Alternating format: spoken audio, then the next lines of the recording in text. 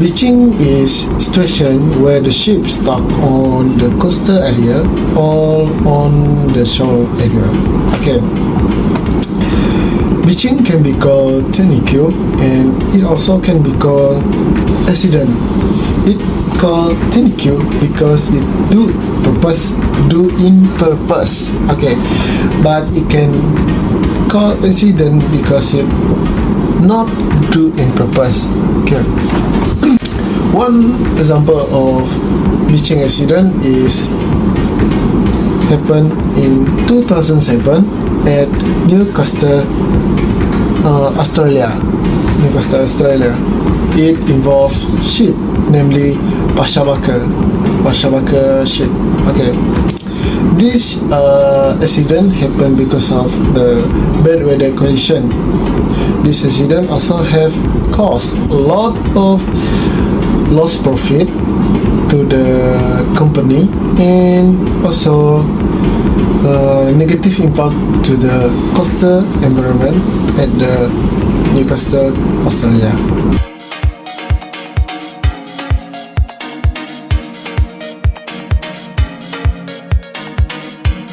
On 8 June 2007 at 05:00 AM, the mighty Pasha Bakar, a Panamanian registered bulk carrier, found itself anchored 2.4 miles off the coast near Newcastle, Australia. The weather was relentless while 41 other ships were also battling the same condition. At 06:25 AM, the Pasha Bakar began to drag its anchor, signaling the urgency for action.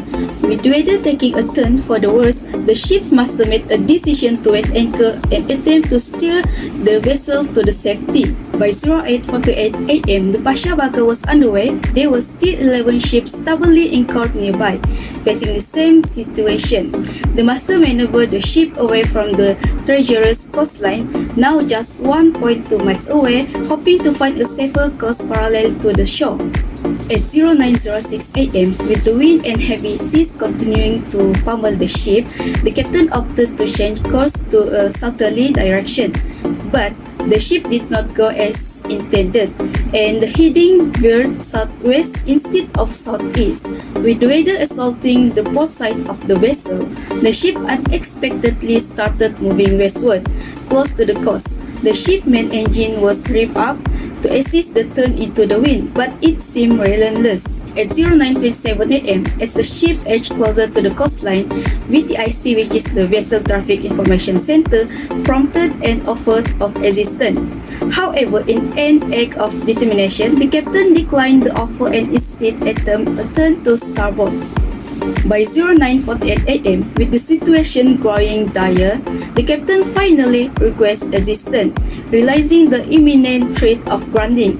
Just 5 minutes later, at 09:51 AM, the Pasha Bakar grounded on the famous Nobis Beach, leaving its hull breached but fortunately without causing a collision. The ship stuck on the beach and its momentum carrying it further onto a rock ledge. A swift evacuation of the crew became a priority. By 13:30 PM, thanks to the effort of the rescue helicopter, all the crew members were safely winched off the stranded vessel. Fast forward to the 2nd July, after intense effort, the Pasha Bakar was successfully refloated.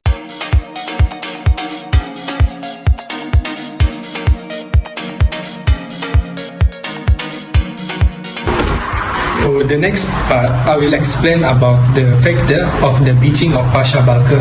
First of all, my name is Lionel Larry with matrix number 2210900094.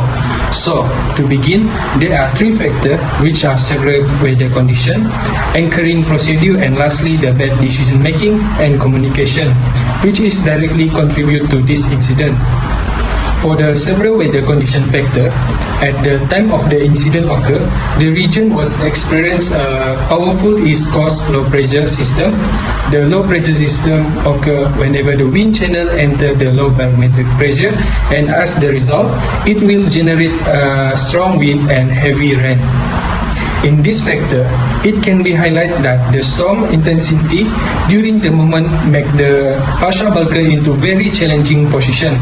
In addition, the master of the ship also less experienced to understand the bad weather, and due to that, he continued to ignore the dangerous situation. For the second factor, which is the anchoring procedure, before the incident occurred, it is known that the ship was anchored offshore while waiting to loading the coal at the port of Newcastle. The decision was made in an attempt to seek shelter from the storm. However, the changing weather condition at that time make the anchor holding power become weak, which causing the vessel to shift closer to the shore. Therefore, in this situation, the master should release more anchor to add the strength and stability of the ship. But this procedure is not applied, which result the ship to run aground. Next, for the factor which is bad decision making and communication. During the incident, the crew has to decide whether to move to safer location or to stay at the anchor or to take the other precautionary measure. In the high stress situation like this, it creates pressure for them to make the wise decision. In addition, with the bad communication channel which was disrupted by the weather, the master cannot make any contact with the port authority. At last, they leave the anchor area without making a good assessment of the weather, which then lead the ship to be pushed at the shore by the storm.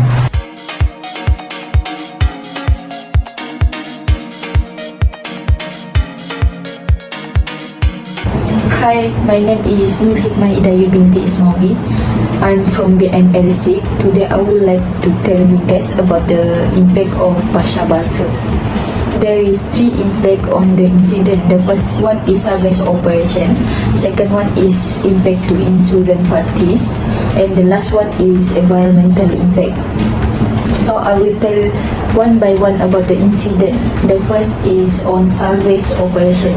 On the Pasha Balker incident, reporting and salvage operation require the exercise of salvage teams and powerful tugboat to safely remove the vessel from the beach and return it to the deeper water. Six tugboats were used. Is required controller force to pull the vessel off the beach.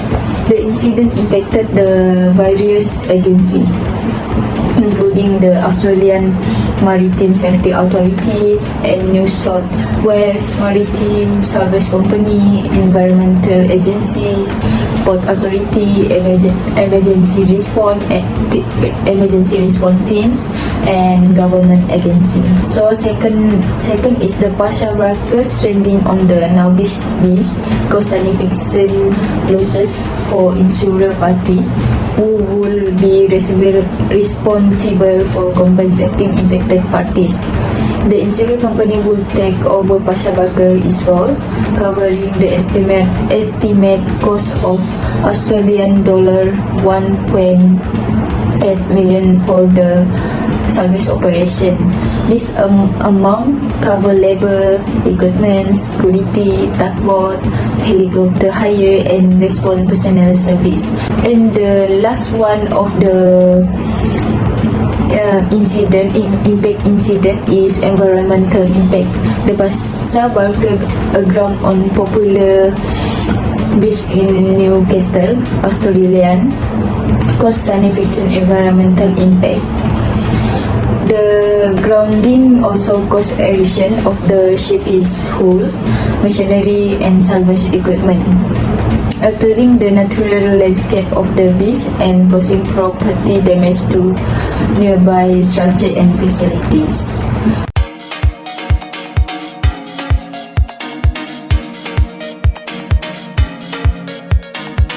Hello everyone, my name is Muhammad Asri bin Muhammad Kasim, and today I will present about how to avoid beaching.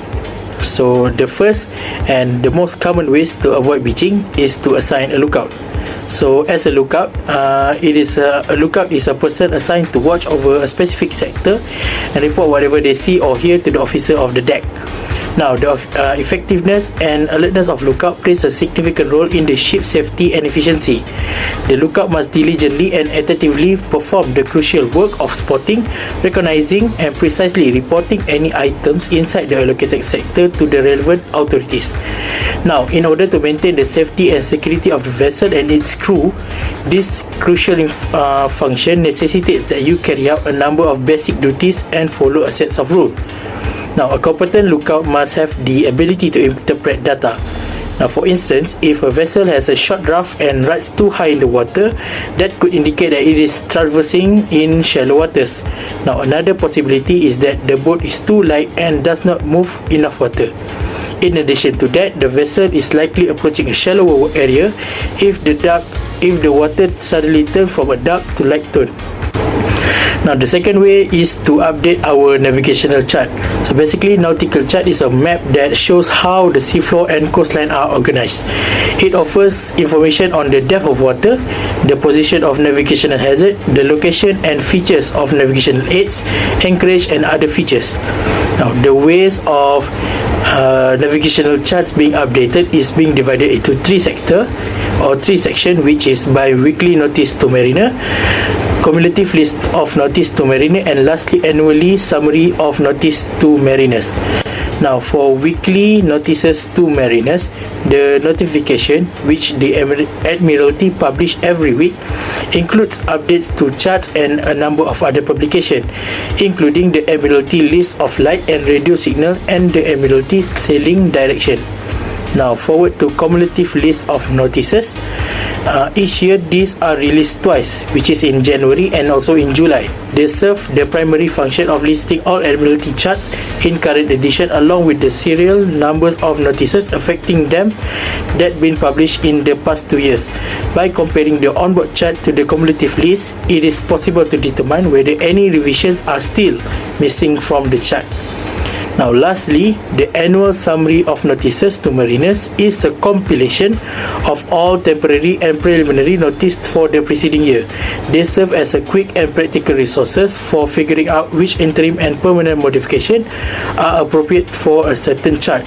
Now, there include summaries of navigational direction. Now, in conclusion, posts assigned a lookout and updating our navigation chart are important to make sure the ship steers away from the risks of beaching.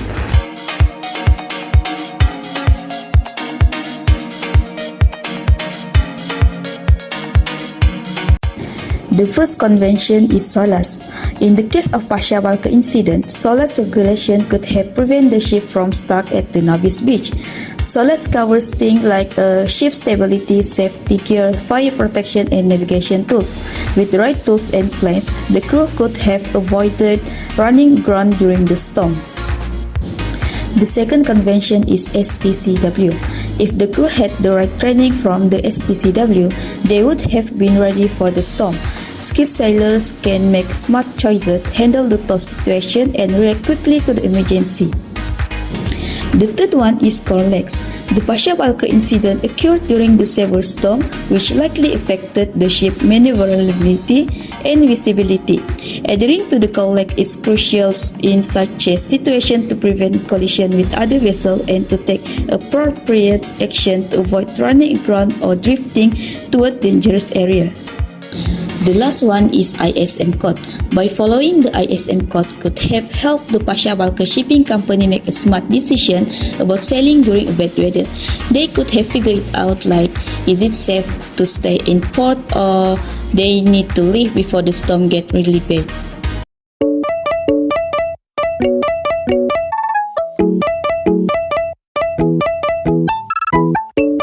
In conclusion, the Pasha Balka incident that happened at Newcastle, Australia on 2007 teach us how important it is to comply with the maritime safety regulation.